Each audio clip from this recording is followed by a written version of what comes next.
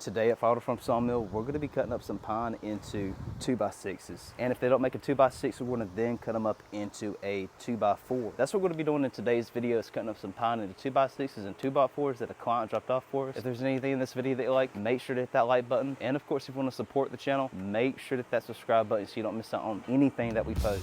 Other than that, that's all I got. Thanks for watching.